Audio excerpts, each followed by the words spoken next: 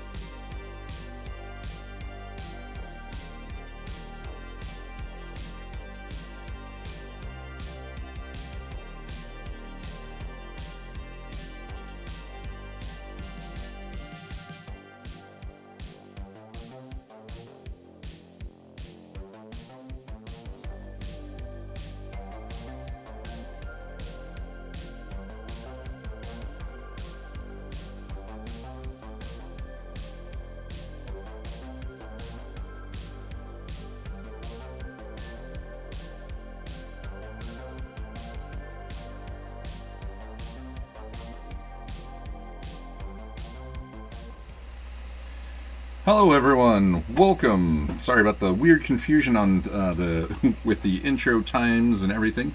I accidentally sent us live, and when I go away from that intro page, the timer resets.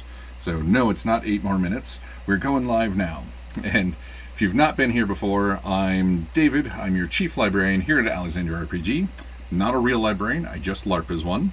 And with us this evening is Jeffrey from Sacredfire Games. And what would you like to tell us about yourself? I'm indeed Jeffrey from Sacredfire Games, the main creator of Grand Odyssey, with another team of very chaotic mongrels that love building our passion into tabletop role-playing games. And what do you have going on right now? At the moment, we are making our core book of Grand Odyssey, a smaller version of the main book that we were creating, the Player's Handbook, to make it more available to the people and the public, making it easy to get into and keeping the prices low, because we want to make it affordable and fun for everyone. What would you like to tell us about Grand Odyssey? Grand Odyssey. Grand Odyssey is a tabletop role-playing game that started out as a homebrew game of Dungeons and Dragons, and with snippets of Pathfinder, because we weren't happy about rules and rulings. And as more people joined my table, that expanded quickly to 12 players, we all had feedbacks and inputs, and at a certain point, like 4 or 5 months, we weren't playing D&D anymore. At that point, we were so happy about it that we started writing down the rules, making it easier, and we were like, this is very interesting. Let's do something about this. So for the past 3 years, I've been creating this book, which is now Grand Odyssey. I mean, I hate to say looks like your Kickstarter's not going well. Yeah. And as we were looking through last night during our news, and it came up that your guys' name kind of comes up similar to a game company. We think that might be a computer game company. So that might be part of the issue, is you're getting lost in a larger sea of similar names. Yeah, we should be looking into that. Unfortunately, we're already live. Can change that. Yeah. But looking through the game, because I have a ton of questions about the game itself that Nice. I'd like to know more. Because looking through with what we can get while we're on the Kickstarter, which you actually have a decent looking Kickstarter. I love the ones where it's just text and then no real information or no pictures. But what sets this game apart from standard other fantasy setting? what it stands apart from. My focus is on the players itself. Customization is our battle cry, if you will. Um, we had a lot of complaints of that player characters, like in D&D and Pathfinder, feel the same somehow. A barbarian with a certain subclass or multiclass are basically the same unless they are role-played differently. And we wanted to give the feeling that it is possible just with stats and game mechanics that you can have a large variety. The main game book went a little bit overboard. Oh, that's a little bit hard to echo. Sorry about that. That's okay. But we went a little bit overboard because with all the things that will be in the later book will be, and I think the estimation was 500,000 different varieties of characters that you can make with just the book, and that's not including feats, so it is even more. So we compressed it down. So it would be in the core book would be 50,000 different playable options that you can make. To make it more fun and make your character more in depth, we also introduce different features that we can go on about later. But it is hyperly focused on creativity for the players. Did you have any fear that you were, making too many choices? Making it the options too wide for people? We created the game as a step-by-step process. Never more than 15 choices by every step. So it's still easy to follow. Only when we saw it after that the total amount escalated, it's like, oh, let's compress this a little bit for an introduction and then go for the main book for people that really want to play it. So yeah, we cut it down a little bit. Because like reading through the Kickstarter, there is it does seem like there's a lot of options. Is it easy to kind of slim that down to the bare minimum, get people interested, and then let them kind of spread their wings? Yeah, we made a cheat sheet, in a sense, to character creation. That you, first off, pick your race, pick your class, then you choose your upbringing, then you choose your background, and then you choose your birth sign. So you get 5 steps, and then you basically have your character core ready. And then you can go in depth if you want to. Okay. How many different races do you have? In the core book, we have 3 races and 4 classes. In the player handbook, 15 races, 15 classes. Yeah, so you're it's like, a little hey, jump we're going to off. start you off basic. Here's a lot more options later. Okay, I actually dig that. Yeah. I like that because one, there's a reason to buy that second book. I always hate it when they're like, "Oh, buy this second book," and there's like, and they start you off with the 15 and give you 3 in the purchase book. Yeah, no. You're like, "Oh, look, yay!" Or go ahead. The one with Mordenkainen's Master of the Universe, that you basically have a collection of all the others and a dolphin. The rest is all the same, so you buy a book for a dolphin if you have all the other books. Exactly. You're like, oh, hey, you're just compiling stuff from other books. I love books like that. You're like, oh, look, I bought everything I already owned yet again. Like, I don't want to. Exactly. They're like, it's easy for you to go through everything. I'm like, sure, we'll go with that. Yeah. If I wanted it easier, I probably would have come up with something on my own. Yeah. Exactly. So what are the 3 base races within the core book? We have the Aviron. That is a bird-like race that I've created from the complaints of the what was the name, Aarakocra, D&D, because mostly abandoned right off the start because the flying abilities and all that, it is broken. So I changed the bird race a little bit, that the hands are the wings. So they can fly, but they can't use martial weapons anymore. They cannot cast somatic spells anymore. So they are already nerfed in that point. The whole picking up and drop from insane height, I also nerfed that if they are a small creature, and if they grapple a creature of same size or larger, their movement is halved. So that instantly nerfs it down. It's still doable, but extra steps. Yeah.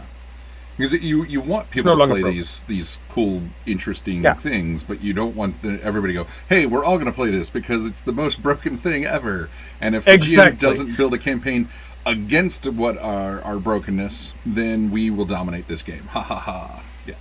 Yeah. If there is a point that everybody choose one thing, there is no choice. It is an illusion of choice. And I want to give that creative choice. Like, why have Eldritch Blast as an option, as every warlock will take it? Just build it in. So I kind of did that as well, but that's for later. Yeah. It's like second ed D&D. Nobody played a human. So when third ed came out, they said, hey, humans get an extra, get a feat at the beginning that nobody else gets. And it's like, oh, that's cool. And now humans, they still get a little interesting bonus. They're a little easier to tweak in 5th edition than other races, but most of the races everything in 5e kind of feels very samey, as you were saying. Yeah.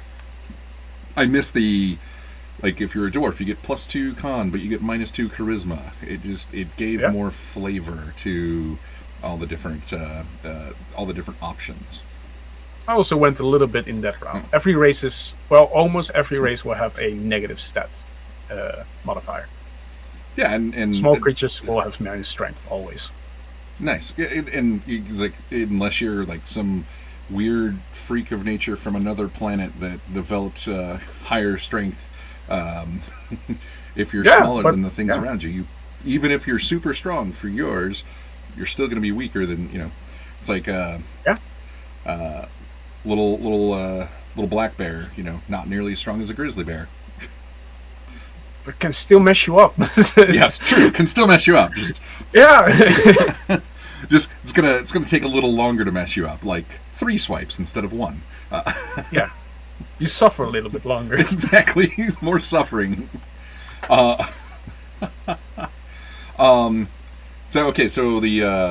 the avian race. What are the other 2 starting races? The other is the human race, which you need to have the humans. I mean, come on. Like in any Fantasy 7, if you cannot be a human, you cannot have the immersion for those who want to. And the other is the classic elf. Okay. But to give them all variety, I have a lot of sub-races.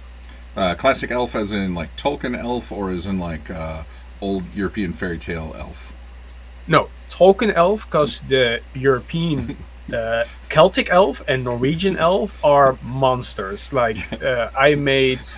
My monsters are based on mythology, like legit mythology, not the D&D thing. So my kobold is a humanoid elf that is an invisible teen boy, not the reptilian things that I have no idea where that came from, but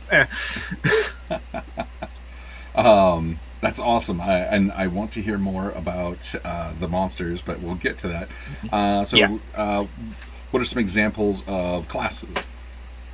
Classes. So in the core book that I have, we have the marshal, which is basically the fighter.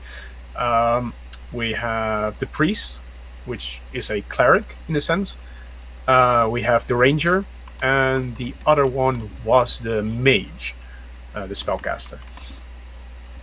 So those are the 4 in the core rulebook. So 4 of 15 in the player handbook. Yeah.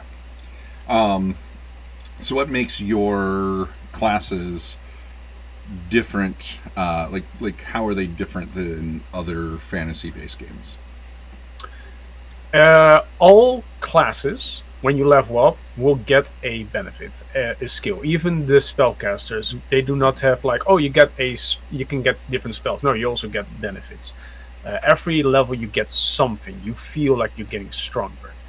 The classes that I made are what we call main classes. Will have a focus.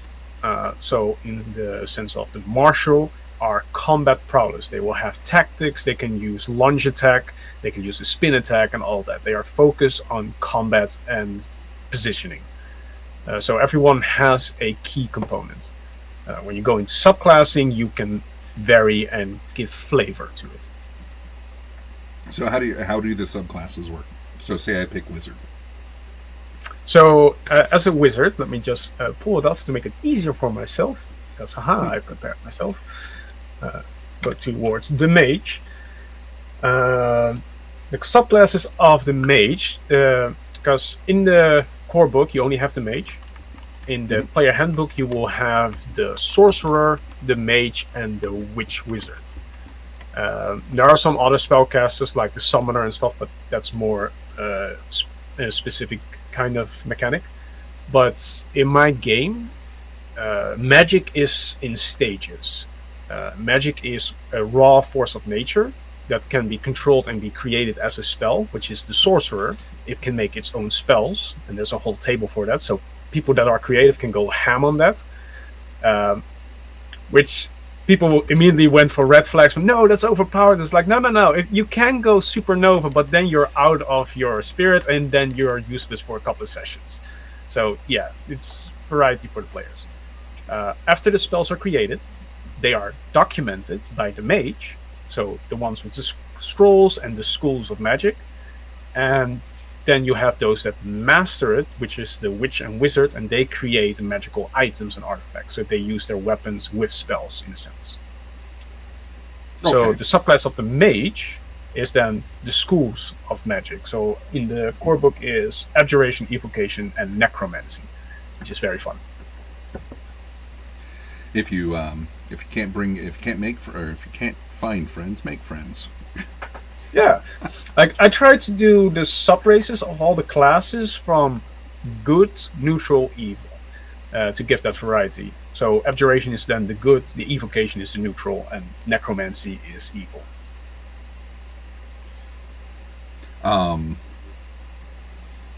So you've picked your race, you've picked your class and subclass. What's next? Yep. Next up is your upbringing. So let me just go for that one, so I can give a clearer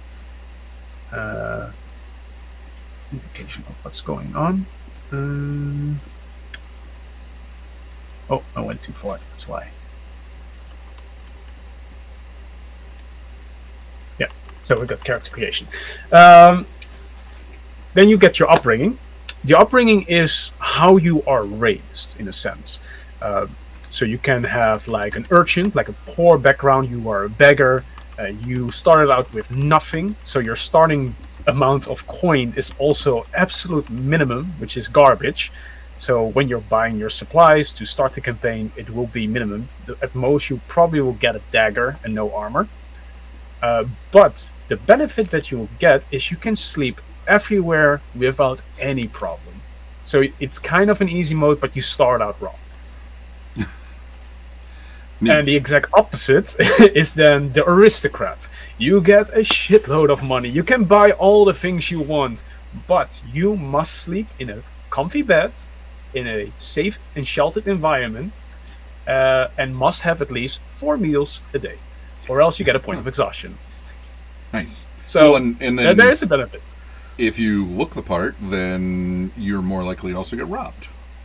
Yeah. So there are benefits and detriments on every upbringing, and it also flavors your character. So we've picked a race, class, subclass, our birth. And upraise. Upraising. What's next? And then we have the background. So the backgrounds is more like from how did you become an adventurer, in a sense. This is the starting point of why did you start the campaign? Why are you in a campaign? That's where the background comes in. I have something like the abandoned, the charlatan. We have the earthling, if you want to go for an isekai route for those. I heard a lot of screams that they wanted that, so I put that in, which is also one of the favorites from the poll that I placed. So, okay. I'm not an explorer, just a standard adventurer, mercenary, the prodigy, and all that kind of things. Someone in the chat said, it's so hard to be rich. Second and third breakfast. Yep. The halfling favorite. Yeah. This is because we can't call them hobbits. Yeah. In my game, they are the Celtic variety. They are called Hoflins. Neat. And So that's I went full on mythology.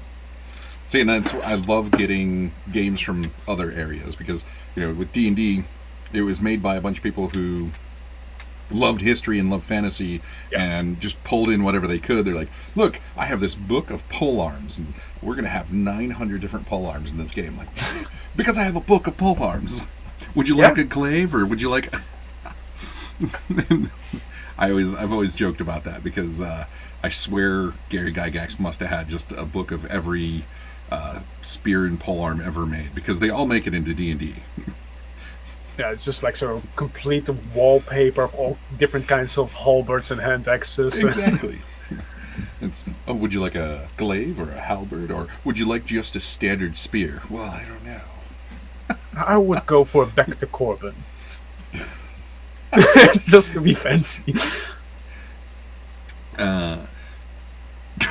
Someone in the chat, I want a hobbit-sized glaive Gurasami. Nice. That would be, just like a two-handed thing for someone else. You're like, oh, look. Yeah.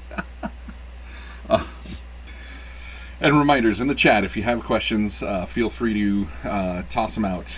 We will get to them as they are, as they come, or as appropriate as they are. Happy to answer. Yeah. So, got our character for the most part made. How do we get our stats? So, the stats, I will have two choices. One is I need to roll a little bit back, or I can just click my shortcut key. Haha. The character creation is in two different things. We have a standard array with 16, 14, 12, 11, 10, 8. But before you can choose to take that, or you can roll for each stat 5d4s, which give you a minimum of 5, a maximum of 20. And the average will be a 12.5. And I did some math. If you do the 46 minus 6, you have an average of 14.2. So it will be a lower average, but it can go up and down. 5d4. That's neat. That's a new one to me. Yeah, I've never heard anyone do it, but we do it all here, and they're all balanced characters, like never too high. I have one player that I don't allow to roll anymore because she will only roll above a 17 on a d20, and her d4 stats is always 16 or higher. And she's not cheating. I've seen her roll in front of me. I don't want her to roll in my games. Yeah, I get very random characters, because I'll get characters with very low stats and ridiculously high stats. People are like, oh, really? You have a character with 2 18s? Yes, but I also have a 3 and a 6. Yeah. People, in fact, in our Wednesday Dungeon Crawl Classic game, we got random. We did randomized characters through an app, and I ended up with characters that just were better than everybody else's. I was like, oh. It's like it's happening again. Oh no! And it was funny because 2 of the 4 of my characters survived. In Dungeon Crawl Classic, you start off with 4-0 levels, and somebody else, his only character that survived, his highest stats like an 11. And I was like, that's sad. Oh man, I'm sorry. Ouch. I like the 5d4. That's such a neat idea, just because it is so different. And the average stays very close. It Yeah. rarely goes below an 8 and rarely goes above a 16. So it is nice. And in case, it also says here in character creation, if you roll shitty with your 6 times 5d4 rolls, you can choose to go for the standard array or choose to roll everything over again. So there's a risk. Nice. I just did a character here and got a 10, several 14s, a 15, and a 16. So pretty standard character if you're going, maximum of 20. Which is a really neat idea. I like that because the It's funny because when you sit down and you talk to game designers, I like how you did the math, and some people I talk to, they like, oh, I did the math on this, and other people like, oh yeah, we just rolled it out like 1,000 times, and this is what we got. I'm like, oh, you did it the hard way.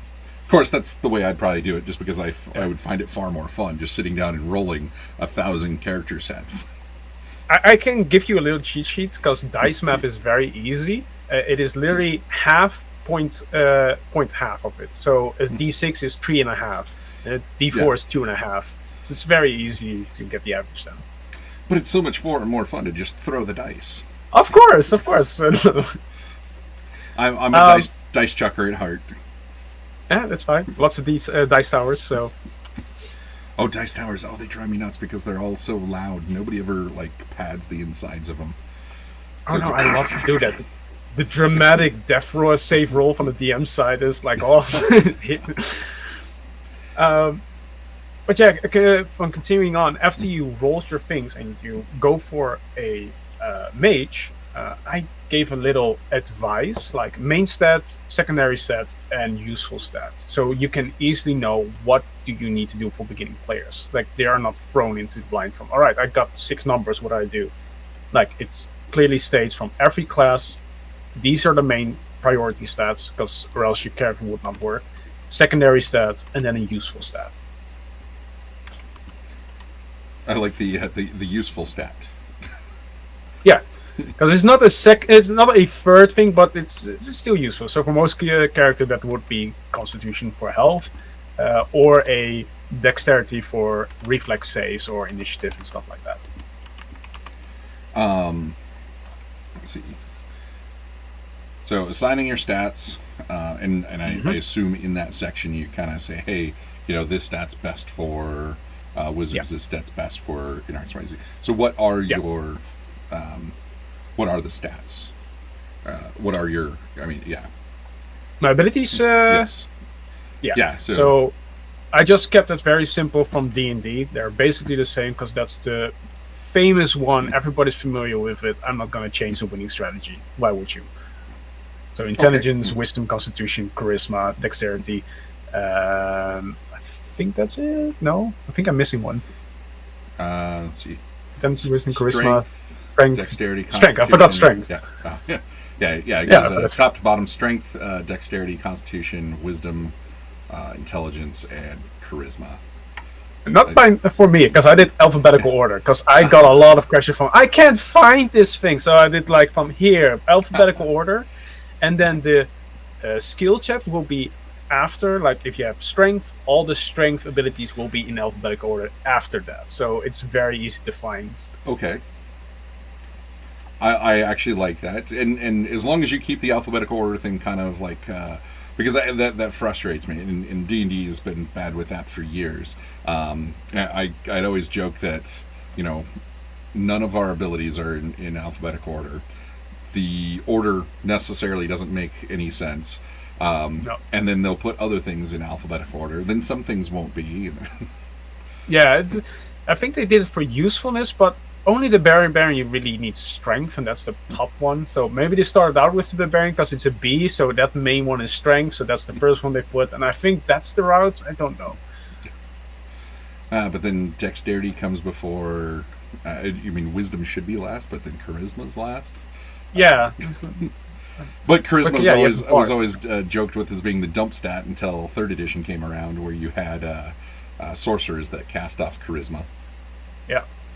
I always loved playing charismatic characters in 1st and 2nd Net D&D just because I was role playing and be like, I'm gonna go in and I'm gonna talk to the sheriff, and I'm gonna get us more money, or I'm gonna talk us out of getting arrested, or I'm gonna get us free rooms. And everybody's like, you really enjoy role playing? I was like, yeah. I was like, what's the point of playing this if I'm not gonna? I think it's called a role playing game. So. Exactly. I try to, I joke that you have the extremes, the ROLLE and the ROLLs. You got the, double L at the one end that just love to chuck dice. And you have the pure LEs that are into live action stuff on the other end. I always like to try to find that happy middle ground, actually role playing, but still chucking some dice. Yeah. The tabletop role playing would be perfect. Yeah. Yeah. I think anything else.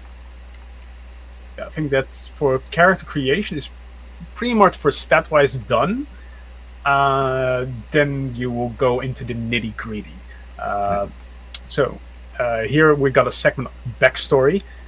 This will give you in-depth immersion. You use all your things of your race, your upbringing, all that, to create a backstory. And it will. There's a list. I don't know how many questions. I think something about 30 questions, like very short questions about your character. And most people never ask these questions to themselves, but it gives more flavor to them, and it helps the game master binding them to the story. So, like, what is your character name, birth name, street name, stage name, nickname, etc. But also things like from are they wearing jewelry or accessories? Do they have tattoos? Do they have meaning? Are they left-handed or right-handed? Things like that. So it gives them a chance to really think of how does my character look like in very simple, short questions. Nice. And I like that because it actually lets the GM kind of make make the world make the characters more part of the world. Yes, that's what's the goal of it. It's also like here from, do they have a daily routine so you can really make something funny of it? Like every wake up, I must wash my hands. Nice. And then you can really mess with them and like, oh, you have no fresh water here. Like you're in a desert. Good luck. Exactly. Like, oh, I'll do a sand rinse of my hands. Like, what the heck is that?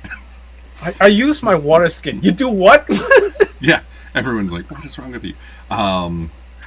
Deadlands, game from the 90s, had a thing called they had disadvantages, and one of them was a hankering. So you could have an addiction. So I had a character that had an addiction highest level to alcohol. And yeah, I like that. It was funny because he was knocked unconscious. So one of the other characters was about ready to pour some whiskey into the wound of somebody they had captured. He wakes up at that point. He sees them getting ready to, so he runs over and like, no, and he protects the bottle of whiskey because, I mean, that's what you would do in the desert. But if you're fastidious and want to wash your hands, you're like, oh, I will wash my hands. And everyone else is like, what is wrong with you? Getting little fun things like that, and I like that because you're trying to make characters actually players build their characters out. Yeah. Because especially in D&D, in an easy way. Yeah, especially in D&D, we're like, oh, I'm an elf, and I'm a ranger, and I'll come up with a name later. Let's play. Yeah. For players, mostly it is like, here's a book. Good luck. Yeah, and I run into those as well. Yeah, and you're like, oh, you have an entire family history. I guarantee you're going to be afraid of me ever killing this character. Mm-hmm. Question in the chat, is Grand Odyssey an OGL game? Open OGL, game license. Open games license. Oh, it will be mostly an open game license. It's just for the art, of course, is not. People can take and use. It's literally in the first section of the book from make it your game. Use whatever you want. We're using mythology, names of named gods, and all that. It is not copyrighted source material. It is literally our culture. So you can use in whatever you want. It is. I think what they're more asking is is your core rules kind of more like D&D at its core? Oh no, it is a different game. It just used the same stats of the formula of strength and all that, but that's not copyrighted because that is a formula. Yeah, so, yeah. I love that. You can't copyright game mechanics. Yeah. I always tell people, I was like, hey, if you want to grab every single mechanic that D&D's ever made, you just have to rename them. Yep. So, getting into your Kickstarter stuff, so we've got a decent idea of how characters are made, and I'm really digging I might use that 5D4 with other games because... Yeah, there's so much more even. Yeah. Well, and I kind of like characters to be more normalish. because I was in a library the other day giving a talk, and then we did some gaming afterwards, and I sat down with the father and son, and the son, so for 5e, the son rolled a 16, an 11, and everything else was 10s. Oh. Which is pretty, but the dad, not a bad character. No, it's not, and honestly, he's a pretty average character. But the dad rolled like 17, 16, 15, 14. Like he rolled a great character. Yeah. And I'll be honest, I would have had more fun playing the son's character with a 16 and a bunch of 10s. Yeah, I like that too more. Yeah, and the challenge. Exactly. So I may introduce the 5D4 to some people. Just because I think it would be far more entertaining to see people play characters stat-wise that are the same, but character-wise have become more. Yeah, go for it. Yeah. So, AR and dodge. Yeah. That's how this all started. Well, that's going to answer a question I was going to ask later. How did you come about this? So, explain your AR and dodge. So, let's start on from how it started as well to then explain it. When I played D&D with my amazing dungeon master who really wanted to kill my character, the concept of AC just kept bugging me because I was using a fighter with some kind of armor, and there was also a rogue, and we both had an AC of 6 or 18. But when we both got hit, we took the same damage. So I was like, what does my armor do, actually? Because we take the same damage. It does nothing. It's papier-mâché, in a sense. And I hated that. So in my game, that's the first thing I tackled. Like, okay, I'm going to GM, so this is my first homebrew. We have an armor that reduces armor, but you start out with a dodge. So the D&D AC is then your dodge. It's a stat-wise, depending on your race, so it's not a flat 10. Your race gives you a standard, like a 13 or a 12 or a 10 or an 8. Like if you are a dwarf, they're not dodgy. But then, depending on your dex mod, it will go up. And you can also have abilities and feats that also increases, or spells. But if you wear armor, and the more armor, the heavier armor, because you can stack armor, certain armor pieces, the lower your dodge becomes, but you tank more hits. So it's that's like the AC and dodge. Yeah, so you can dodge a swing, or you can absorb a swing. Yeah, you can completely negate damage, even at high levels. I like that because, well, if you, I was like going back to the Battle of Agincourt, history nerd. Oh yeah, yeah, nice. I love it. The knights. Everybody has a bad misconception of how armor worked. Yes, plate. Full plate is heavy, but it's dispersed over the whole body. A knight can actually move around.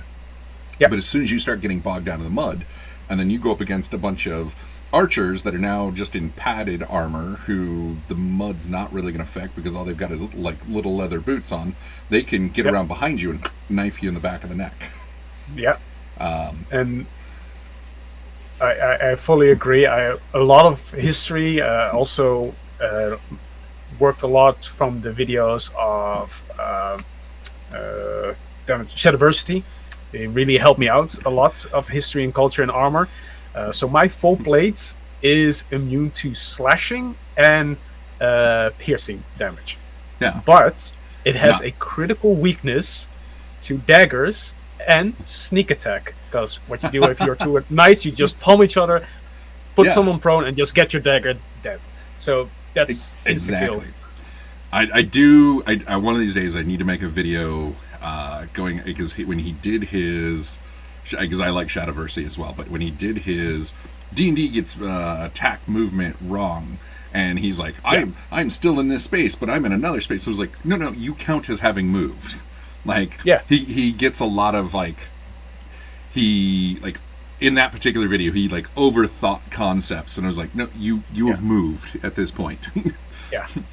I was like, sometimes you have to take real world things and boil them down to something simpler in a game, And so I've always wanted. I love most of his videos, but that particular one, I was like, oh no, Yeah. you've gotten it wrong. But a But lot of his to be videos fair, on ammo. Yeah. Go ahead. He was a little bit biased of D&D because he was also creating his own game because he didn't like that. Like, if you field check and you're strong, you should succeed. And so he was a little bit biased of that. So he had a Yeah. kind of I don't like D&D. Mostly because of his DM, I heard. And that's the thing is I talk to people all the time and about I'm not the DM for you. It's finding the right group to play with. And I've had players ghost me, and then when I finally get a hold of them, I was like, hey, everything okay? And say, I just didn't like how you DM. I was like, just let me know. I was like, and they're like, yo, you're not offended? I was like, nope. And they were like, oh, I really wanted to hang out, but I didn't want to play D&D with you anymore. So can we go get coffee? It's like, absolutely. And they're relieved to find out that I'm not upset. And I want more people to understand that as game designers, your game's not the right one for everybody. As DMs, you're not the right DM for everybody. As a player, you're not the right player for everybody. Yeah, and I love what you say because that's a segue for later as well.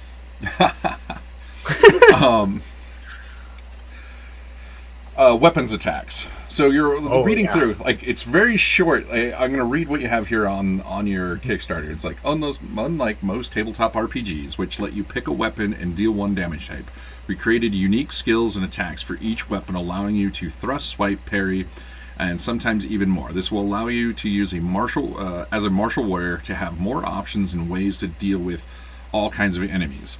So part of me is like, that sounds really awesome, but I will say, as the to a lay person that's looking at this, that's maybe only played D&D, they go, ooh, that sounds complicated.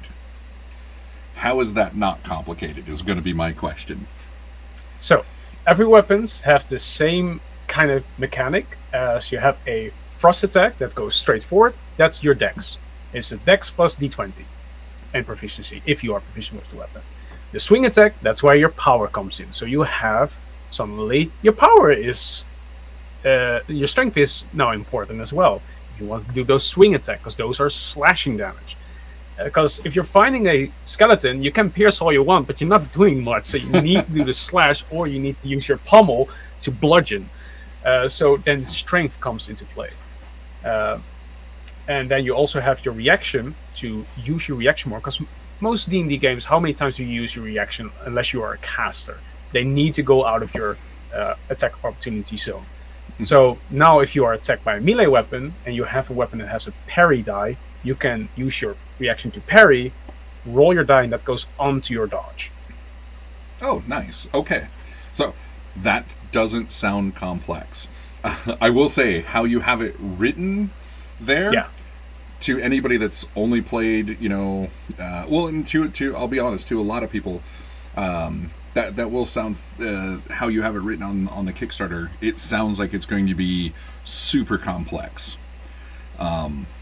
So it's just figuring out a way to reword that paragraph that doesn't make people go, oh, that's a lot. I could do an example of the arming swords, just like that, for pop there.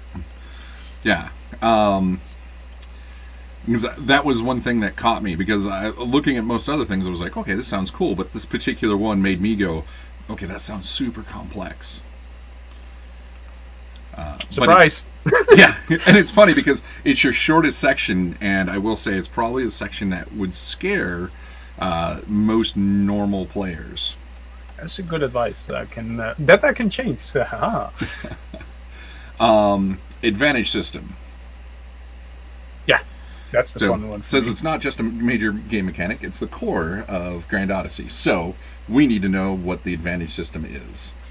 So things that was one of my pet peeve of one of my players. If you have advantage, it doesn't matter what you do on top of it. You do not stack advantage.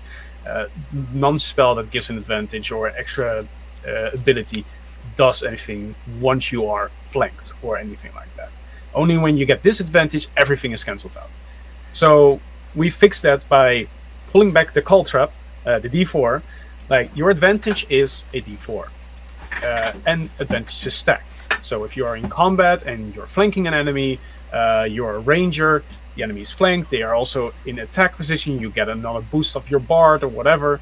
all those advantages stack, but then it will be subtracted from any disadvantage you have to a maximum of 3. Okay. So basically, So if there's a spell on you and you're flanking and the bard is doing something cool, you've got 3 D4s of advantage. But you're under stress. That's a negative, or that's a disadvantage. So now you just have 2 D4s. Yeah. Well, it can be a maximum of 3 advantages. So you can give a stack of 5 advantages, but if you have 2 disadvantages, it will still be 3. But if you have 5 with no disadvantages, it will still be 3. That's the cap. Okay. So it would be an average of, 7.5. Okay. So plus 7.5 to you. And it allows you to stack more, but there's a cap to it, which prevents people from, spamming it. Exploding up. That is just the combat mechanic. There's also the role play mechanic that can also give advantage. And I made a small TikTok video of that, and I'm going to make more because people really like that. That I was portraying an assassin that just get out of a sewer dungeon with his party, and he sees his target, and he says to the DM all right, I'm going to move from shadow to shadow.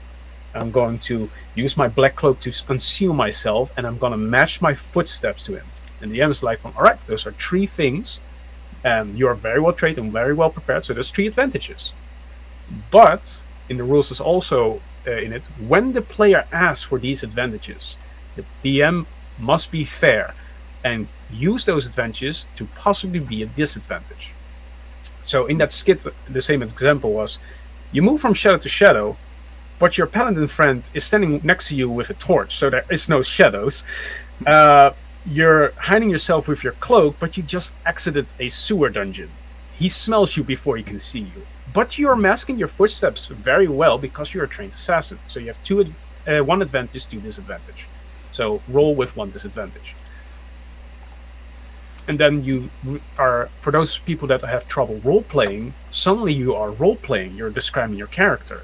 And that's also a trick for one of my players that is from America, from an online game, who was very shy and didn't like to roleplay. Now he's roleplaying like better than the other characters because he wants those advantages.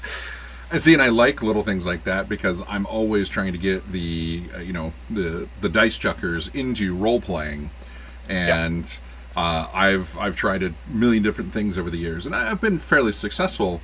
But something like this, where you have the mechanics built into the game to do the advantages via roleplay, that is pretty awesome.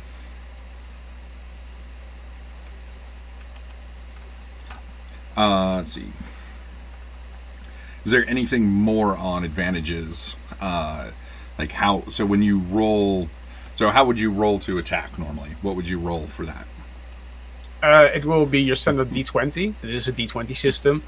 You will add your modifiers, your proficiency if you are proficient, and any weapon or skill class features will also be added on that if you have them. So it's very basic, very standard, nothing new or revolutionary, because I don't want to change the game completely and that people are like, what? So that will be just like normal. Yeah, and sometimes, reinventing the wheel is not a good idea. Don't change the winning formula. Yeah. You're just you're taking, the wheel and you're changing the tread pattern, or adding another lug nut. I'm adding rubber to the wheel. Yeah. So basically, someone that's making an attack, they're doing a thrust. So it's a dexterity based. So it'll be a D20 plus whatever their other bonuses are, and then they roll the advantages at the same time. So if they've got 2 advantages, they roll the D20 and 2 D4s, and the D4s will add right in. Yep, it's all for the 2 hit, not the attack damage. It's just for the 2 hits. Nice, I dig that. I like that better than the D&D. Hey, you had advantage. Roll 2 D20 and pick the higher. Yeah, I got a 2 and a 5. Correct. Exactly. That was a fantastic advantage. Oh, look, I got 2 19s. Yay.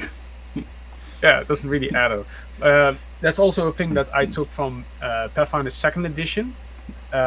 If you beat the AC of your target by 10, you crit. So now those advantages are fun to stack. Yes. Well, and that's and like I'll argue people all the time. I was like in D&D, if you get a nat 20 on a skill check, to me that is that's an automatic success. People are like, oh, that's not how it's written in the rules. I was like, to be honest, 20s, as much as we talk about them, are so rarely written. But if you have a better way to do it, like some systems call it successes. So if you're trying to do a skill check and you have 2 advantages, you roll your d20 and you get a 15 and you get 3 on the, so you get an 18 total, and they only needed an 8. Well, they got 10 more.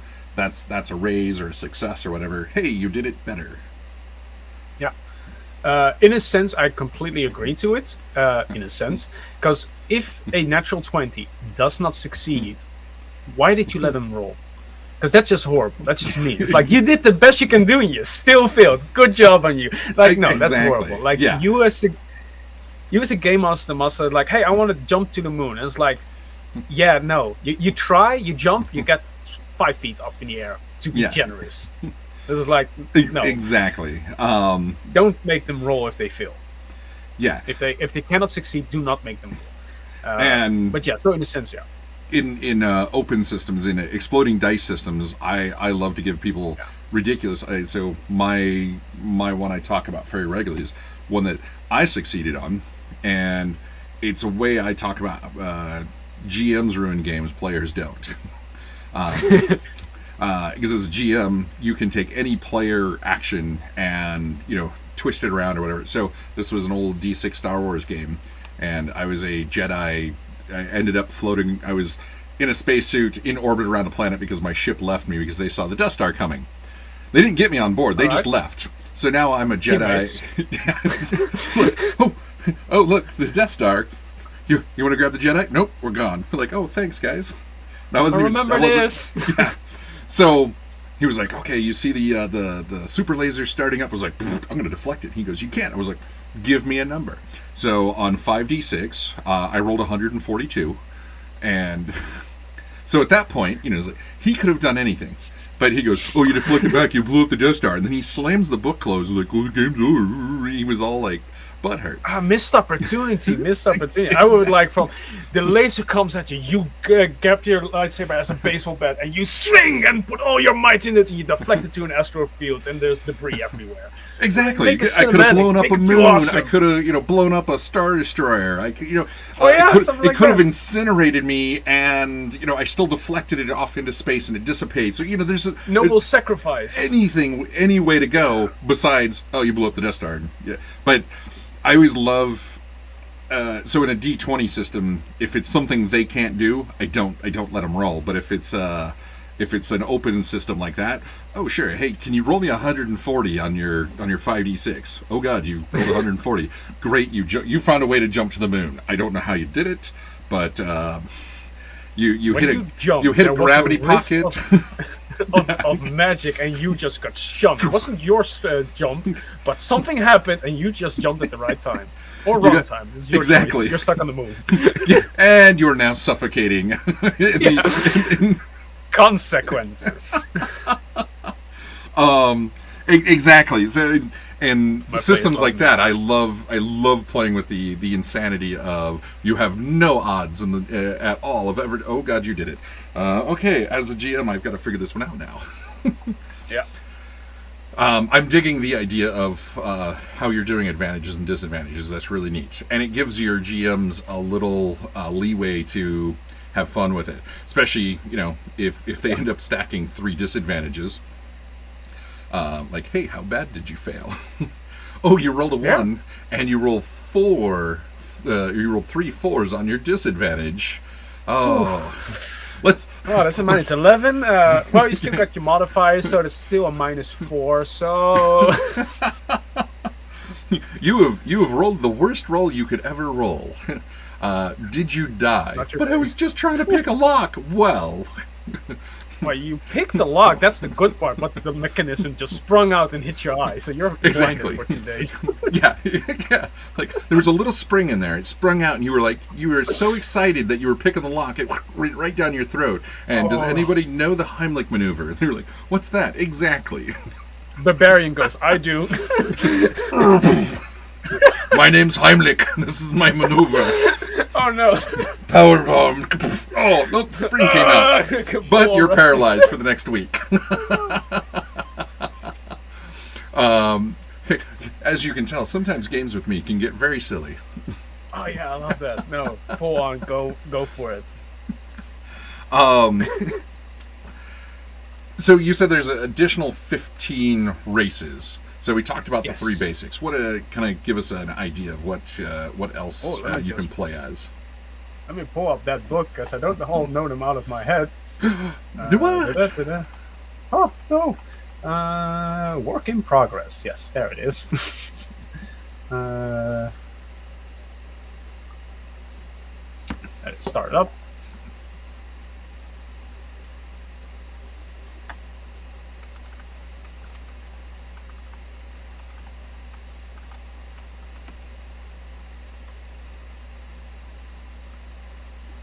I can say that most of them are the classical Dungeons & Dragons and Pathfinder races, the basic ones. I don't go all hams like what they did with the Eliandrum and all that. I'd like to stay on the mythology structure of things, because that's the basis of the book, mythology. So people can do whatever they want. So, first race, the Averon, the bird race.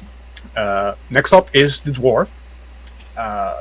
Then we have the Dark Elf, which is a mixture between the Drow and the Nordic pantheon Dark Elves, which is basically darkened dwarves, because that's where the term Dark Elf came from Nordic mythology.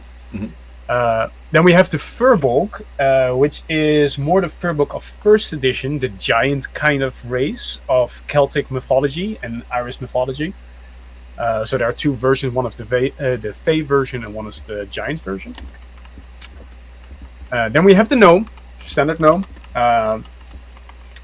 Magical inspired, tiny things, very weak, but don't mess with them because they are very strong at magic. They are the strongest magical casters. Nice. Then we got Goliath. Goliath is... Yeah, we know of David versus Goliath. Very large races. This is also the largest playable race that you can... I think the average height is around 3 meters. So that would be... What kind of in feet? 3.3 feet per meter. So 3, 6, 9... No, about 10 feet tall. So 3 meters is... 9 to 10. Yeah. So, yeah, they are large. Like, that's one of the complaints. Like, I'm playing Goliath. Let me play a large race. I have large races. Like the Furbolg and the Goliath are large races. The Furbolg is slightly small. Then, where did it go? It popped up away. Go back. Then we got the Heliorus. The Heliorus is the angelic creature that can have 3 origins. One is they are a creature of a deity. They are a fallen version of that. Or you are a chosen one. Like you... are born as a normal race, but then are born instead of the racial thing of your normal race, of your parents, you become a Heliorus. Think of Jesus kind of thing. Like, this also has a description when you are born as a chosen, a natural phenomenon happens. Like, think of the star and all that. That was the inspiration. So yeah, you can flavor that as well. Like, hey, I have something important to do, and then I'm useless. So yeah. Then we have High Elf. This is also the High Elven creatures of Nordic mythology. The one that live just below Asgard. So the Light Elves are those. Then we have the Halfling of Celtic mythologies. Standard humans. Then we have our own race that we have created, the Lunestrian, which is basically an anthropomorphic race. So part human, part animal features. It can be ears, tails, all that. Mostly for one of my players created that because he is loving Japanese culture and all that, and Asian culture, so she wanted to do that. And it's like, sure, we can make that for you, but then other players also wanted to do it. It's like, great, now I make the race to them. We got nature elves. These are the Celtic elves, the humanoid elves, humanoid size, that are in use with nature itself. We have the Nevertarines, which is basically the best way to describe them are the tieflings, because they are devilish humanoid creatures. Okay. We have the orc. I mean, you need to have an orc in a fantasy game. And then we have the Oni, which is the humanoid demon version. So they are at odds with the Nevertarines. They do not like each other. It's literally in the lore as well, from they cannot stand each other. I like that. So those are the full races that we have. Okay.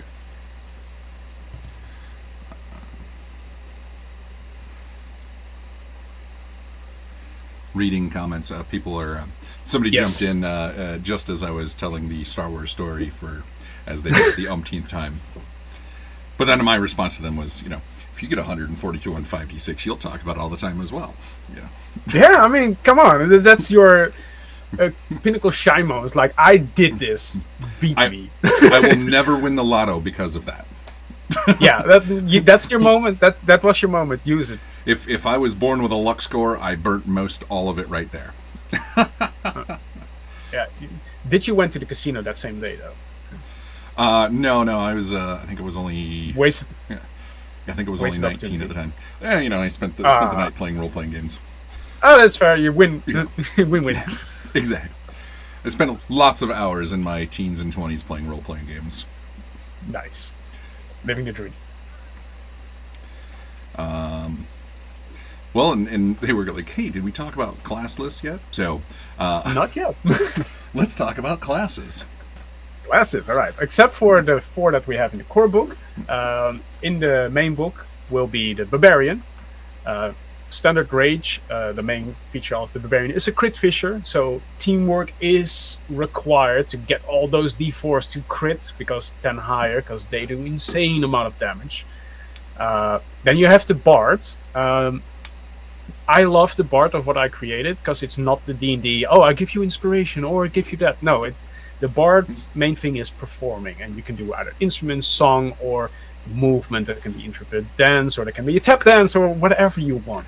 But the thing is, at the start of your round, you use your talent action to start a performance that goes through the entire round. And that can be encouragement, that everyone that you choose in your aura radius can gain 1 advantage on melee attacks, or range attacks, or give disadvantage on those things, or even spell attack. So you can control the battlefield by your performance. And that's just the talent action at the start of your round. So that's the Bard. Nice. And that can change every time you get new to it. I always like to tell people I used to murder bards because people played them so badly. And in D&D 3, friend was writing up a character, and I was like, "Oh, what are you playing? What are you playing?" And he'd get around to him. He's like, "Oh, I'm making a bard." And I was like, "Really?" And then he passed. I love bards. But so many people just play them so badly, and he passes me his paper. So for his performance, he chose mime. Yes. So I gave him silent spell, and he seriously wrote down He wrote down everything, how he needed to act out every spell, and he would go, "Okay, I'm going to cast," and then he would act it out, and people at the table was like, "Oh crap, I wasn't watching. What did he cast?" I was like, "You had to be watching." Yeah, I love that. It's been the only bard that has lasted long term in any of my campaigns. The character was hilarious, and as soon as you said, you can start the turn by doing your performance, I was like, I could just picture him like just over there miming for an entire it's round. Like, I'm gonna give advantage to the Rangers. Yeah. It's like, or the melees. It's like, just I love that idea. So how do are bards there to buff the party mostly? They are buffers. They are supports. Okay. They are not like the full casters that D&D has. They are a half caster, so a little bit less, but they are focused on support. Okay. What a bard should. Inspiration. They will be there to sing about Sir Robin bravely running away. Or you pick a dwarf bard and you say, "I am a dwarf and I'm digging." Hi ho. It's more classicer. It's Party of Seven Dwarfs. Oh no. Yeah. Oh, jeez. Actually, see, and I love doing stuff like that. I love to make up characters and hand them to players, and they're like, "Oh, I've never played a barbarian before. Neither have I. Oh man, we're a party of 5 barbarians. Yes, let's have some fun." Because none of you have ever played a barbarian, and you've all gotten stuck in your rut of whatever you're playing. Let's play something different. I call that a meat grinder, because every enemy will be dead in a couple of rounds. Yes, but then you start throwing. You don't throw a lot of combat at you. You throw a lot of puzzles at them, and then go. Yeah. Hey, how would a barbarian figure out how to get into this locked door? And they're like, oh god, smash. Who can pick locks? And they're like, it's. I got an axe. Yeah. I always like door, right? taking players that are so used to playing certain styles, or they kind of get into their comfort, and make them kind of play something out of their normal wheelhouse to watch the gears turn. And it's funny because like I've told people, I get pushback on it from time to time from people, but most people come out of it like, oh, that was actually a lot of fun. Somebody said he's going to hand me a bard to play for Demon Gate. It's funny. I don't look bardish. Okay, so after Bard, what is there? Then we have the Brawler with brackets of Martial Artist. So not Monk. Monk would be more of a subclass, because I heard a lot of complaints about the Monk of like, I want to have a street fighter, I want to have a boxer. So that wouldn't work if the main class is a Monk. So I made the main class a Brawler. You're using your body to fight. So the subclass that I have first is Karate, Kung Fu, and I think like a Shaolin Elemental Monk style that you use a little bit of magic as well. I want to make a luchador with very fun features. Oh, luchador is also very fun. Yes. I mean, that would be fun. Yeah, you can see like you're stacking disadvantages on your enemies. So you make a like brawler, wrestler, and then like focus. Luchador. You have to have the mask. You've got to be very flamboyant. Because a brawler, then you've kind of focused down in wrestling. But luchador, you've got to grapple. And stuff you got to do everything even more over the top. And if you have a bard just singing like your main theme song, giving him a disadvantage on ability skill check, it's like, try and break free!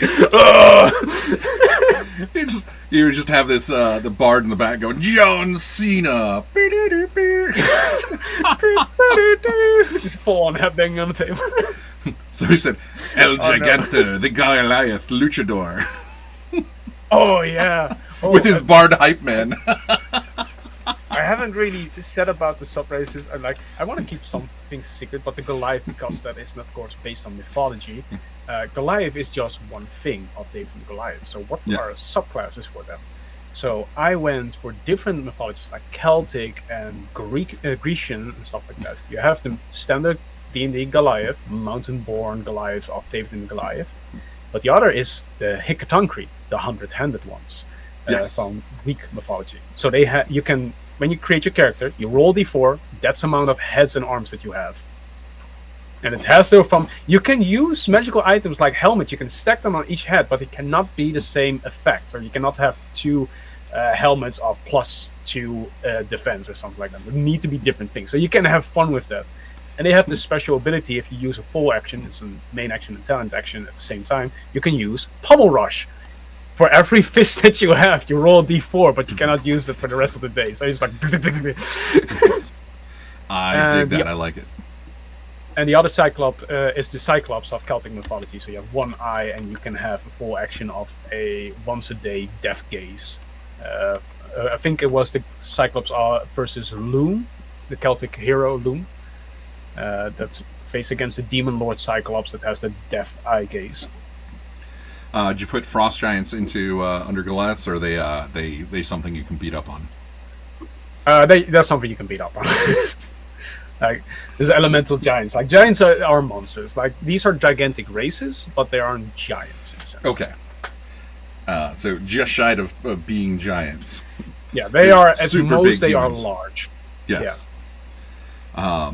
Somebody said, the ultimate wrestler, the all hands. The all hands. Catch these slap hands. you and- These two hands are going to grab your ankles. These are going to grab your wrists, and I've got two others up here that are going to slap you in the face. I just imagine someone quartering someone, like full on. What was the game? Goro, Street Fighter. no, Yes. Mortal Kombat. Finish him. Yes. Yeah, why Okay, did you killed Goro him. How do have you a- want to do it? That would have been an amazing finishing move for Yeah. Goro. Quartering? Oh, Yeah. jeez. Yeah, I think he did though in one of the games. I don't remember. That would be awesome. I was always bad at fighting games, so I never got to do the finishing Okay, moves. fair. I mostly look at YouTube on all the finishing moves, and it's like, oh, nice. I'm never gonna do that, but nice. But yeah, where were we? Brawler. So, Brawler, martial artist. Then we go for the druid, full on nature style. Not much you can say. Mage, we already discussed that one. The one that is the scribe and the control of schools of magic. Then we have the marshal, the weapon wielder, that focus more on weapon and tactics and controlling the battlefield. Ooh, excuse me. And then the one that has a warning on the on it from not meant for beginning players, the mechanic. Because the mechanic has a very large feature, which means you are a tinkerer. You create gadget. You can make weapons, you can make tools, you can make items, you can make smoke bombs and give them to your players. But there is a cost system called gear bits. So you need to gather those to create things. So your game master will have a level of control what you can create. But then again, if you're finding a lot of bandits and they have all daggers and you party collect them, it's like, oh, we can't use them. Oh, I can turn them into gear bits. And now you have a problem. Interesting. The mechanic has three very fun subclasses. One is the deployer, makes little turrets to fight for you. The other one is the cyborg. You don't have to be a cyborg, but you can make artificial limbs, because you can lose limbs in my game if you are unlucky. And it's like, oh, let me patch you up and upgrade those things so you're better. Or do it by yourself. And the last one... Become Doc Ock. Yeah, you can also do that. It's very... Oh, I can now see the Hikatonkri that has now the limbs of the mechanical. That it looks like a giant Doc Ock. Oh, that's actually very good. And the last one is the mech driver. You create your own mech. Nice. There's I would a have whole list for way that. too much fun in this. With that, I would find so many ways to just be silly. Yeah, and because you're a mech driver, there's a whole different list. Like your HP is then the max HP, and when the mech is at 0 HP, it blows up, and you roll D10, and that's the amount of hit points you have remaining when you land outside the cockpit. So that's the way to balance it. But your mech is destroyed. You need to fix that. So if you need to run the field, you need to make a completely different mech. So yeah. I love that. That's not how much damage you take. No. That's how much you have left. Yeah. That's hilarious. I dig that one a lot. How does Magic differ from your system to other systems? Because Magic is such a big part of fantasy-based games. Yeah, I don't know the term of the formula, but we do not use spell slots. And we were never a fan of spell slots. It didn't feel right. For me, it didn't make sense. So we have a mana system that is tied to the races. So when you pick a race, you have a spirit die that you roll every level, and your wisdom modifier will be increased on that. Okay. We did it on the races particularly because it's not just the caster that uses spirit. Because also the marshal and the brawler and the barbarian uses spirit. The barbarian for rage, the marshal for battle tactics, and the brawler for fighting spirits. So they all use it, in a sense, in a way. And the bard, of course, also uses spirit because he's also a caster. So that's how we differ from that. You can go all hands by creating massive, powerful spell and depleting your spirit.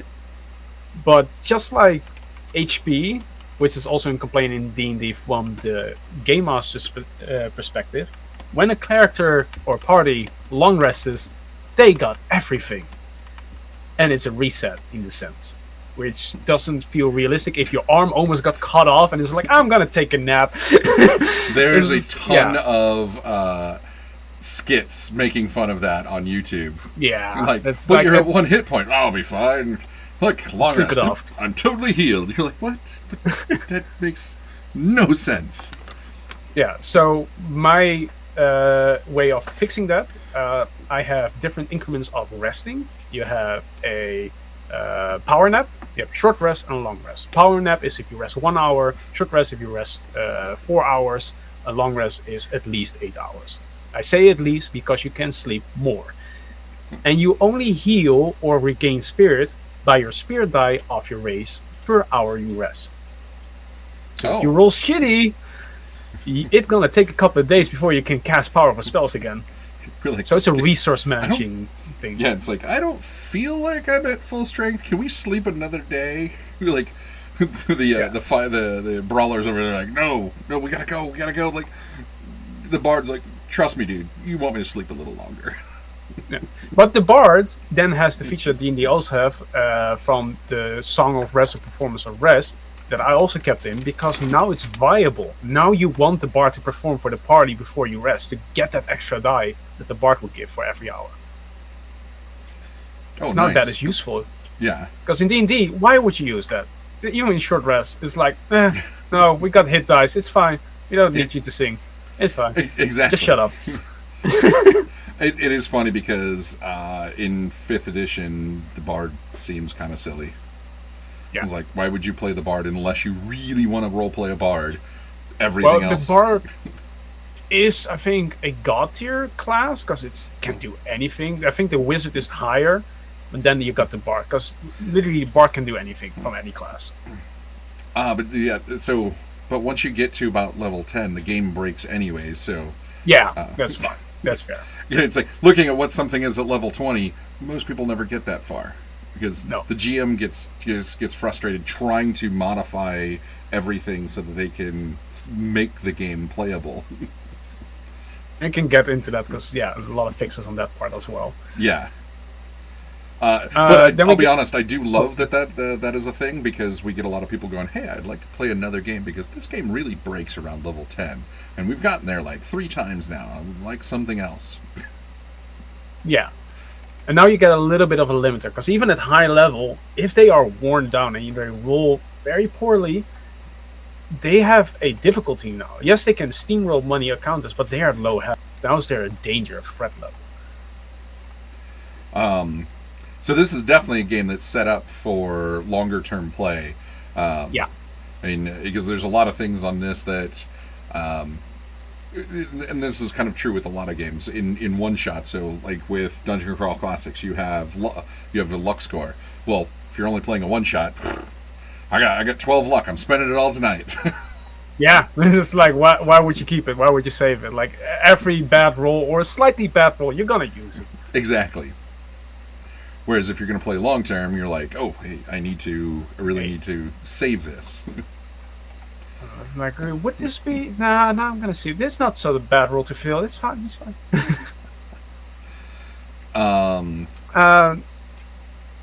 For the next one, this will be a trio. This is the Paladin, the Priest, and the Warlock.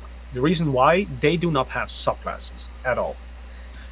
They all have main core features, like their own things with abilities and skills, but the thing that they have that binds them is their deity. You choose a deity that you follow. It is not like from I take a oath of vengeance or anything. No. You choose a deity. Like, for instance, you choose Loki of Norse mythology, the trickster god. The Paladin is the symbol, the Priest is the voice, and the Warlock is the dirty deeds of them. They all have pros, like you must do this and you get more devotion, and if you do this you lose devotion and you get more abilities and power if you have a higher devotion skill.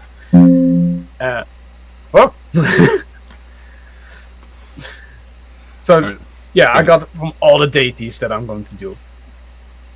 Not in the core book, that's only 3. Because you need to limit it a little bit.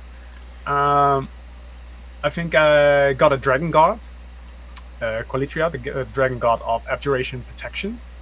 I got one of our Lunestrian, our homemade gods. I think it's Kamazot, based on the Mayan god of death, which is an evil god. So if you have an evil player that wants an evil deity, that's the one you want.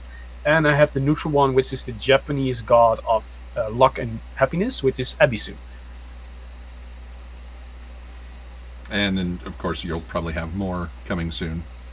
Oh yeah, I'm going to do every pantheon, but I'm going to do that in separate books. So like, here's a book with only Northern deities. Here's one for Grecian, and they will be small, compact, so they will be as cheap as possible because it's only that. Because I want this to be playable, and only from I want to use Nordic and nothing else. Here's a book of only Nordic things. You don't have to buy a $50 book for something you're not going to use. Exactly, and I like so there's a couple companies that kind of keep their ideas of keeping books either cheap or small. Because I get frustrated. I mean, the core player's handbook is $60 now. That's like disgusting, and you need the other two as well to fully play it. That's like that's just stealing. And if you're sitting down at a table, the GM's going to want the monster manual and the DM's guide, and they're going to probably want 2 or 3 players' handbooks. So, if you're providing everything for the people at your table, man, that's a lot of money out. It's not accessible at that point anymore. That's not fair.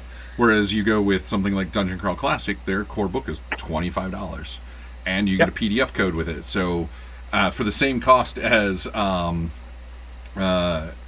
one rule book, actually less than one rule book for the player's handbook, you get 2 core rule books, and then you have 2 PDFs. So technically, you could supply 4 players.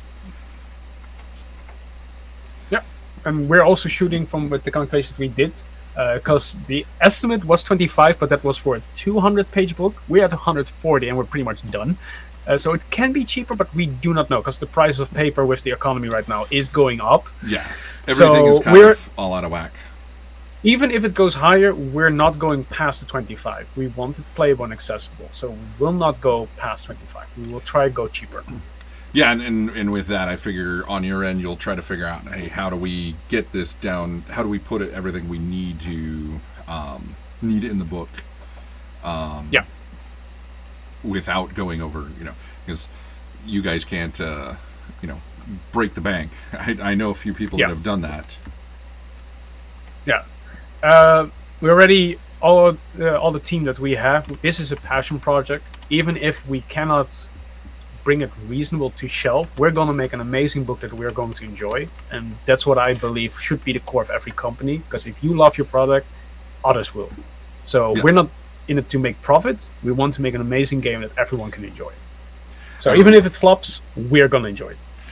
Yeah, I remember asking somebody on a stream one time. I was like, "So what are your goals with this?" He goes, "You know what? I'd love to be able to pay at least 1 car payment." He goes, "Past that, I'm cool." Yeah, I mean that's fair. Oh, I think I froze again. Did I froze again? You do appear to be frozen. Let me just rejoin then. Give me a second. Ladies and gentlemen, he'll be right back. Hello? Yeah, alright, that worked. Haha! We have figured it out. So in our in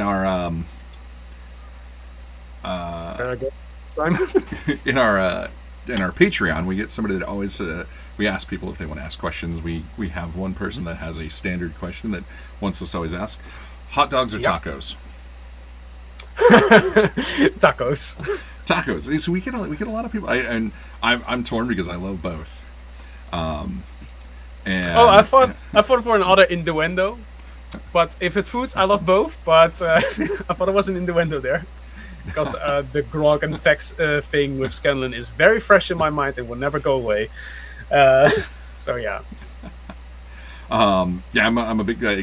They're probably my 2 favorite foods: hot dogs and tacos. Which I find hilarious that I have somebody that wants me to ask that question every time. It's our fun, silly way to lighten the mood a little. Yeah. I'm ever in. I don't go serious. What's your 10-year goal for this company? I don't. People go, I don't know. Probably a little bit better than when I'm now. Like That's the goal. Like if I go down, no. Same. 10-year goal: have a book published. Yeah. At least one. So, something I'm trying to bring back that I've been bad about asking is, so we've done player character confessionals. So you tell us, have a character in your head that you've played at some time with other people that has done something atrocious in a game. So tell us like what system. So 5th edition or 3rd edition D&D, half dwarf, half drow, barbarian, and his name was Jojo. And then you pause, and then in character tell us about the time that you let the red dragon eat the entire party and you ran off with the gold. Nice. Okay. Do you have anything like that you would like to share? Oh, yes. Because that's now a main deity in my game, and it's a recurring thing that keeps bugging my party members, and everyone knows him. Because it's a play that one of my friends wanted to try out in a game of D&D, and he asked me to be on this table for his other friends to help him out. And I was like, all right, fine. So I made a human noble that gets bored of his reign of society, and I gave him the flaw of madness. Like, he never got attention, never the positive attention. He was going insane. He heard voices in his head, and he couldn't figure out, and he was arguing with himself. The thing his quirk was, and the DM approved it, is so I can help him, is he breaks the fourth wall. He can hear the players on the table. He knows what the players are doing on the table. So he's also interacting with the players even though they are talking out of character. He was slowly going insane and mad, and he had a breaking point when the game master got an object that was fundamental for his one-shot, which was an orb of wish granting. Me, as a player of I think it was a level 13 party or level 10, something like that. I was a Bard Warlock. I instantly is like all right, I cast sleep on my party members, and they all at high level, because Warlock spell slot, they all failed except for one. He was like, oh, what's going on? And I was like, oh, it's not a concentration spell. Hold person. All right. And then I walked up to the NPC that had it, grabbed the orb, and I was like, greetings and thank you all. Finally, I have the final piece that I have to satiate my mind to free myself of this wretched place. I wish to be a god of madness. And the DM was like, fuck, what happens? And it was like, okay, here's what you can do. Wish means literally use the context of the player's wish. I asked to be the god of madness. I never specified where. And he instantly like, you be the god of madness in your own game. Bye. So I just got up and was like, it's been a pleasure. Goodbye. And I walked off the table. And the players were like, the fuck happened? So he's in my game, and I'm fucking up his character because he's breaking the fourth wall constantly. That is hilarious. And he always introduced himself as, I am Sir Walter Canadian Andrew Jacklin the very first. It's a pleasure to meet me, I'm sure. The very so first. Yeah, it's a whole skit every time. It's like, oh no, not him again. I always like naming characters the third, and people like, oh, so you're named after your father. So and he's like, no, my father's just a jerk and named me the third. Different name. No one else has been named this in my family line, as far as I know. Ah, okay. Yeah, I like that. But I heard the third or second so much, never the first. So I made it to the very first to be a little bit ostentatious and arrogant and annoying, which works. So, what was your first role-playing game you ever played? Oh, I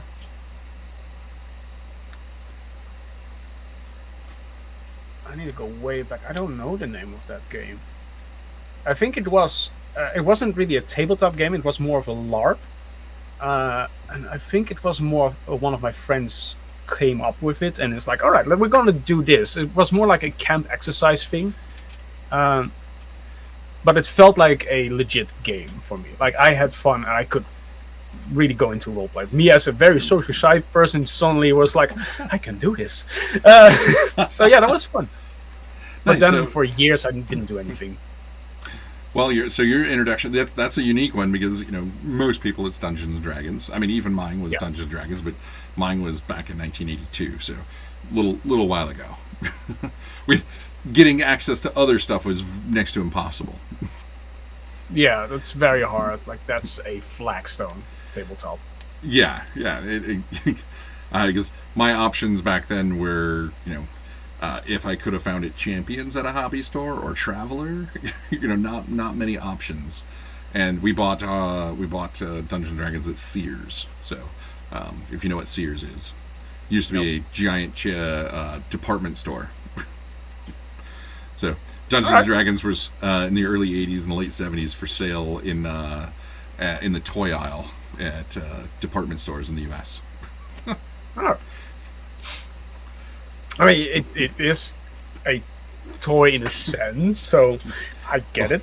Well, It is a game. Yeah, in like 1982, they all pulled it out because of a silly movie with Tom Hanks, and then it's not been until recently that it's come back to being in game store or in department stores. You can go into Target and pick up the core books, which I love, and I like being able to see, even if it is D&D, anybody can walk in and find find a role playing game within reach. More of that. I think it's more because of Stranger Things that really came to the stores itself. That has been very helpful. Yeah. Not for Vecna though. And He got nerfed. for the Tom Hanks movie, I know a few people that are watching know the movie well, but it was the Mazes and Monsters, and I think it is available free on Amazon and Netflix. Because I don't think anybody wants to claim the rights to that movie, so everybody has it. I mean, it's fun to watch. It's not a great move, but it's fun to watch. I have reached out to Tom Hanks's agent to see if he'll ever play a role-playing game, just to make up for that movie. And hey, I would love it to be with the library. I'm like, hey, would you like to play any type of role-playing game? You get a pick. Yeah, I mean, that would be amazing. Yeah. And I heard Grand Odyssey is good. I mean, I had to do it. Have you heard of this game that's not even been published yet? Yeah. We would love to have you come back and run the game on our channel if you'd be interested. I'd love that. I know that our time differences are kind of wonky, but on a Friday or on a weekend, we could do it. Your evening, our morning time frame. Something like that. I can. If I prepared, like I take a nap, like before the stream, like that's fine. I'm fresh. I'm awake. I am ready to go. Like that sounds amazing. Yeah, I'm willing to do Just that. for everybody watching, he's hanging out with us from the Netherlands, which it is 10 hours. 4 a.m. 4:30 a.m. 4:30 a.m. Yeah.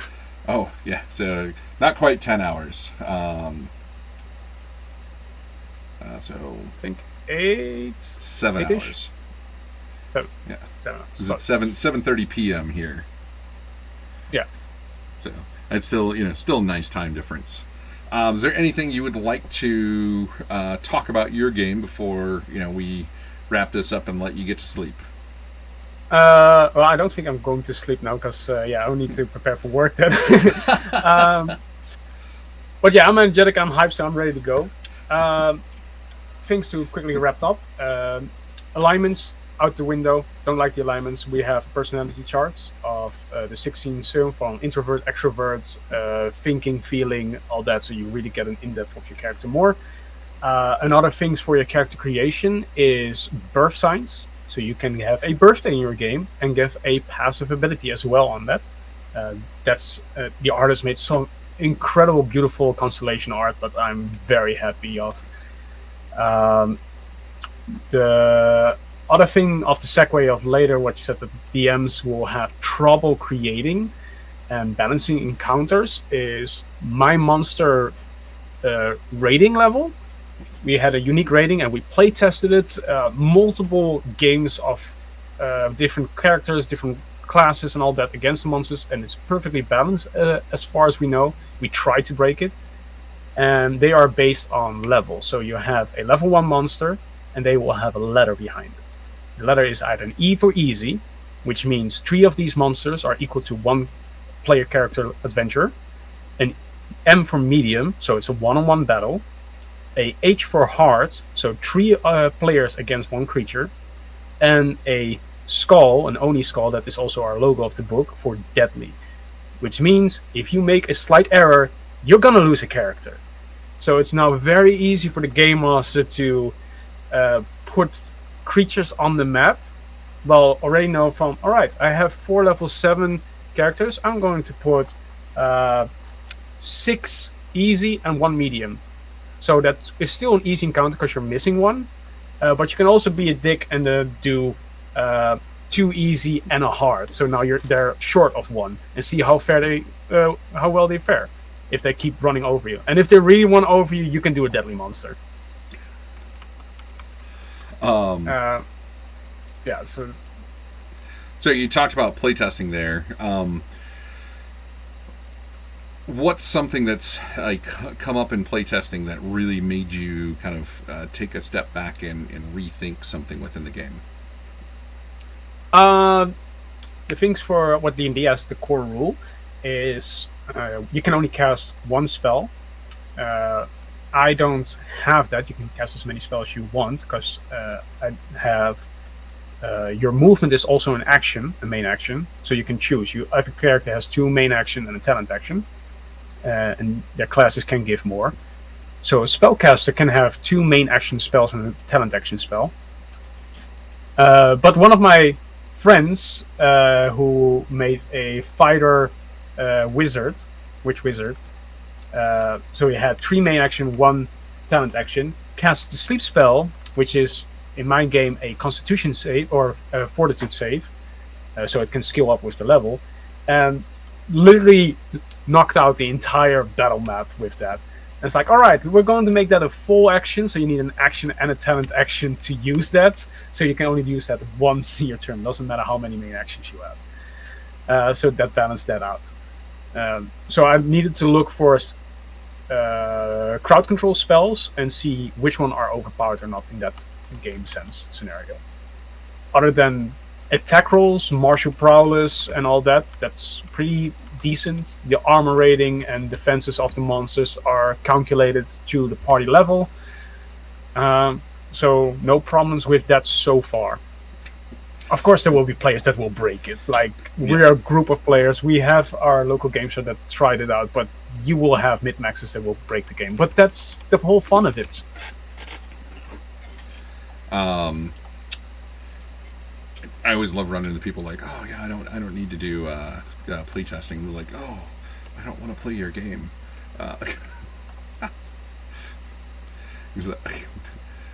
Those become super frustrating games. Have you done blind playtesting yet? From people that don't know the game at all? Yes. Yeah, I have done that. I did it for a friend of mine that has nothing with tabletop role-playing game at all. And it's like, I don't like tabletop role-playing games at all. I just want video games. It's like, come on, just try and break the game. Just try and see if you can get into it. And the character creation was very easy for him to do. And then I was a dick, then I gave him the player handbook of D&D. It's like, make a character here. And he was like, no, 2 hours later, it's like, no, I'm not going to do that. Nothing makes sense. So yeah, I like that. Go ahead. Also, one thing, because of what he said, that's the thing that I focused on. Why my game is easier to make a character is readability. in D&D and also Pathfinder and other games, it frustrates me that if you have an important text and it goes 2 lines on the next page or on another page on the back of it, and you miss that little text, and that's the most important part of it. My texts are always 1 page, or if you have a double page, 1 there and goes there. It is always inside. If you have the races, 2 pages. That's the race. That's the Avon race. Go to the next page, sub races. Next page, different race. Sub races. Class is the same. Subclass is the same. It is always 2 pages. It is readable. You're not gonna miss information. Nice. I like that because you've taken a lot of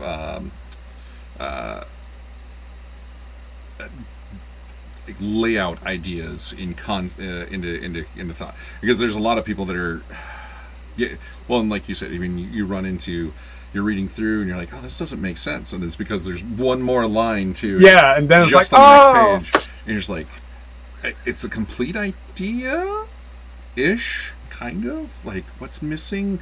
You're just staring at it and you're like, and then it's because I had that happen. I was going through a book, I was reading everything, and then when I flipped pages stuck together, and I was like, I was like, this, good luck. and and it's like, I was like, this makes 0 sense, like, this is like 90% of an idea, and it was funny because something entirely different started at the top of the next page. I was like, this really makes no sense.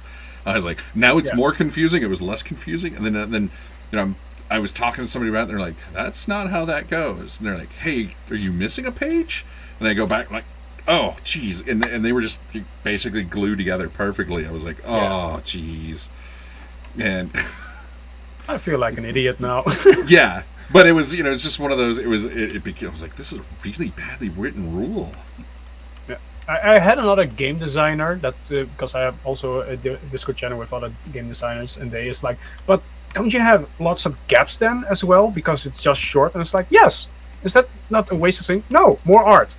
Exactly. It's like, give some visual about what's going on the page. Yeah, it's like, have you not heard of art? I get people going, oh, I don't have enough art for my book, and I'm like, yeah, art is expensive. Yes, and nobody wants to read through a book that is just words, text. Yes. I also tell people, is like, it's one of the things I like to harp on. Don't skimp on art. You've got to get the art aesthetic right for your game, because if you've got this gonzo futuristic post-apocalyptic world with robots, and then you get a very fantasy soft art, you're like, nope. People will start reading through like, oh, this doesn't, like, in their brain, the game failed before they even want to try it.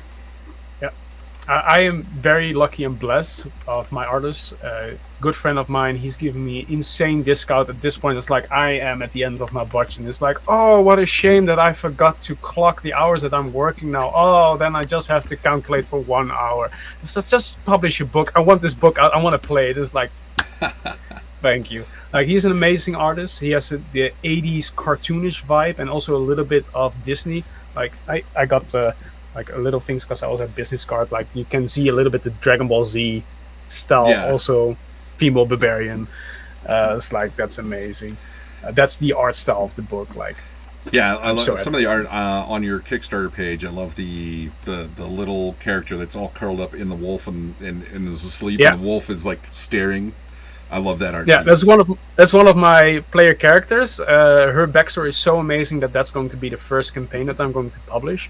But I'm not going to spoil anything. But that dire wolf and gnome combo is amazing. I like that. That's neat. Well, I think we've had a great chat. We're gonna call it a night here. Can I add one thing? Yes. Because that's also the segue for the Game Master things. At the end of the book, of the core book player manual as well, there is a list of advice of beginning and professional Game Masters of how to start a game, how to prep a game, and how to react on players that are maybe problem players of that, which is more of a teaser because there will be a book later that is a Game Master guide. Not like that what D&D is, like a literal guide for Game Masters for any game. Like, you will always have a rules lawyer, you always have the main protagonist, you will always have that. How to deal with that? Because I have friends that do psychology studies. We're working together to make a full-on book for any game. Like, this is a game master guide, but that will be later on. So there's a little sneak peek preview of it in the end, which you can see on the free PDF. That is a playtest PDF on the website. What is your website? It will be. I'm gonna. Let's see if I can just send it to you. This will be grandodyssey.sacredfiregames.com. Let's see if I can. I can email it to you. If you copy it in, you can throw it into the chat here in our stream, and then I'll send it. I'll put it into the chat here on Twitch for everybody to see. Okay, I'm gonna load up that because I didn't want an audio feedback. We've already done that once. Loading up too many browsers. Yay. Yep, there we go. Audio feedback. Oh, I see my big forehead. No. Let's see, where is the chat? Chat, there we go. Oh, you're jumping into the Twitch stream too. Oh, okay. And my wife she's like, I already shared it. She said it was a heck of a time finding it because the video game company that has a similar name, Sacredfire. Yeah. And it, just kind of, it sucks when you have a good project you're working on, and then it's like you just happen to have, you get lost by something that's overshadowing you for no other reason than they're a little more active than you are. Yep. So yeah, they're really trying to make a different thing. But yeah. She said they're Sacred Fire, 2 words. I hope you got the link. Yes, we got the we got the link. All right. Everything. There will be much more on the site, but we're still working on it. I have a friend of mine that's working tirelessly. Like, I am so lucky with friends that have so many professions that it saves me a lot of money because this is expensive. But we all have a passion. We all want this to become real. Yeah, I've been very lucky that I'm a photographer. The wife is she's an artist, so she's come up with all of our like our mascot stuff like that. So nice. One day maybe the library can afford to pay her. Oh, and she also posted. So she just posted. Make sure you go follow you Grand Odyssey Games on Twitter. So where else can you be reached? I will have a Facebook. I have an Instagram. I have a TikTok that I'm going to do more of these skits that to explain the game, like the advanced disadvantage with the assassin example that I gave. Make sure you put those up on YouTube Shorts as well. Yeah, we also have YouTube like that. But all these links will be on the main website with simple click-ons, so you can easily find everything. Awesome. There will be later on a Discord channel, but right now that is still on the prep. We do not have time for that, so that's for later. Looks like you're busy designing a game or something. Yeah, well, we also have a deadline because one of the local gaming shop is like, hey, we have a play day to promote new games, but we need to have a physical copy. That's why we have the core book that is slimmer, and that is on the 12th of November. So the publisher needs to have it a month before. So we are at the end of our deadline. So the artist is now not sleeping anymore.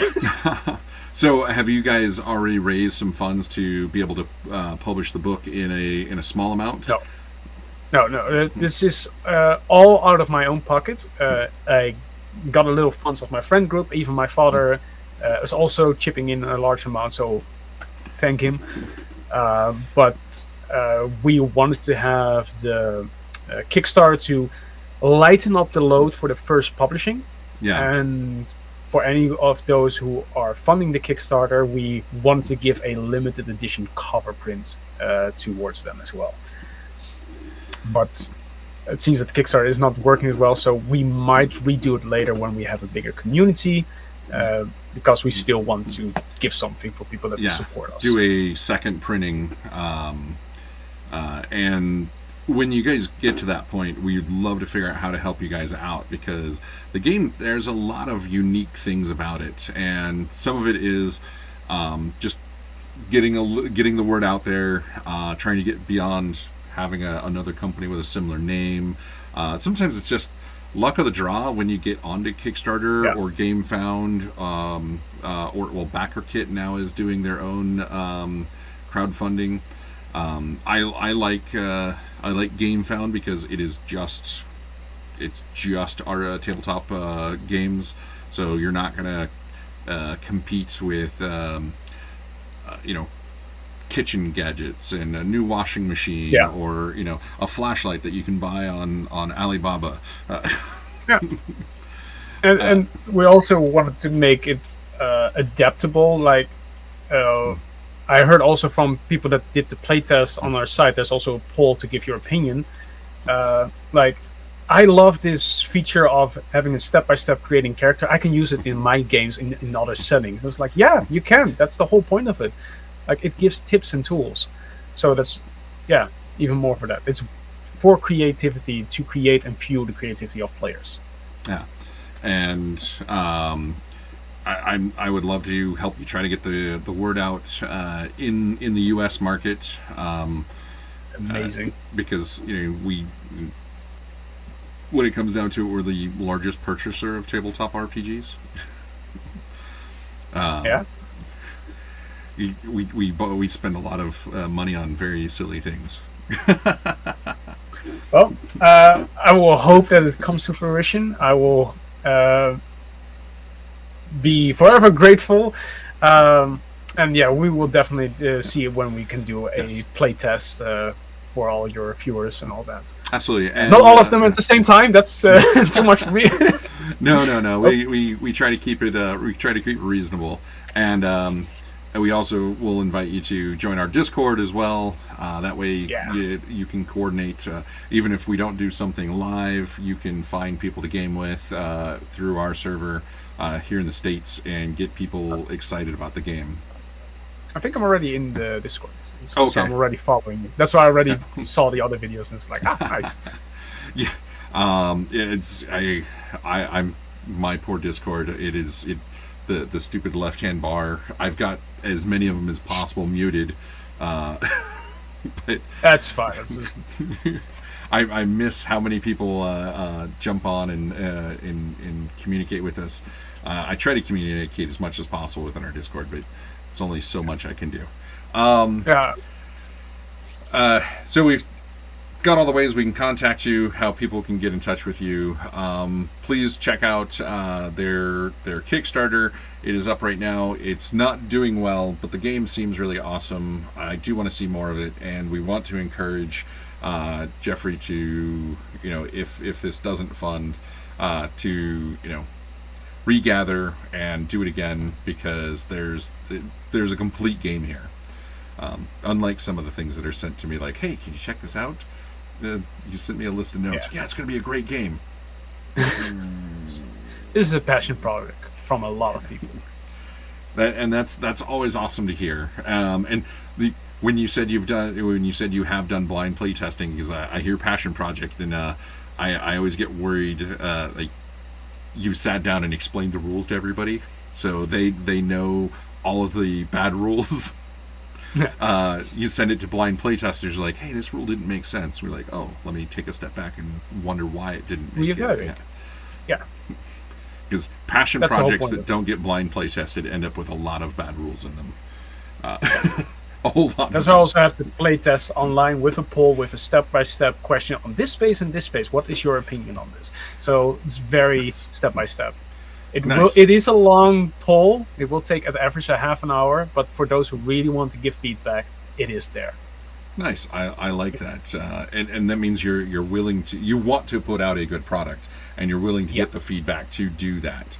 I have run into a lot of people that I send them the "Your baby's ugly" email, and I get the angry email back like, "You don't know what you're talking about." Okay, have a great day. I mean, negative criticism is still criticism. You need to use that to create something with that. Like, you cannot always have positivity. Like, you need to use the bad to make something good. Yeah, And sometimes the criticism you get, you have to weigh it like, hey, is this person my target audience? Yeah. And sometimes I'll look at something like, oh, this is a really neat idea, but I don't know, like, and I'll tell them like, I like this idea, but I'm not 100% sure how well that will go off with the average gamer, and they're like, that's not helpful. I was like, that's the best I can tell you, because it's not in the hands of a normal gamer. This is the hands of somebody that's read thousands of RPGs and can tell you what sells and what doesn't necessarily sell. It's at least better than I thought, because I am reading all the polls, and there was one that had, I think, with the weapons, his comments on the map, and he did 1 star, and it's like, meh. And it's like, I cannot do anything with that. I was like, you don't like it? Okay, that's fine. But at least give some criticism of why do you not like it? Is it too complicated? Do I need to make it easier? I think it's very easy. What is your criticism? And also with the armor rating, with the dodge, it's also the same. Meh. It's just, come on. You can do a little bit better than that. I like the direction you're going with that, because it's I think it's really neat. You said, hey, I don't like how this works. How do we get dodge and armor to function in a more and I get why D&D's done it, because it's, hey, we're going to simplify this as much as possible. It's very easy. Yeah, it is super easy. You're taking a different approach to make it. It's not really any more complex. It's just another step to go, hey, this makes sense. Like because I'm running around in uber full plate with magical protection, doesn't mean I'm harder to hit. Just means I don't notice that you've hit me. Yeah, I had someone that also made a TikTok of a comment from my playtest, and I love it. This is like, for my neurodivergent play, this makes sense. I got happy feelings. It's like, I love this. Yeah, and I dig it. There's a lot of fun things that you're trying in your game. So I'm excited to see it. I want to play it, and I definitely want a copy in the library when you get the game together. So we're gonna go ahead and sign off, because we've been on for roughly 2 hours now. So everybody at home, we've my wife even said, maybe I need to make a character. Nice, that's what we want to hear. So everybody that has tuned in over the past couple hours, thank you very much for tuning in. If you're watching this later on say YouTube or whatever, I hope you enjoyed our chat here, and please check out Sacredfire Games. So links in the chat, and check the game out. There's a lot of really cool concepts here. I'm intrigued by it, and I think there's a whole lot of fun to be had. And for the library, if you go to AlexandriaRPG.com, you can find all the ways that you can help us out and communicate with us. We are a non-profit, so it is my turn to beg. We are always in needs of more funds so that we can pick up books. You can donate books to us as well, but the funds help us get to events and help us share the world of role-playing games with as many people as possible. And it helps my savings account, because my savings account doesn't exist now. The wife and I have spent a lot of money on doing the library over the last 5 years. So thank you all for tuning in, and I just have to say, the library is now closed.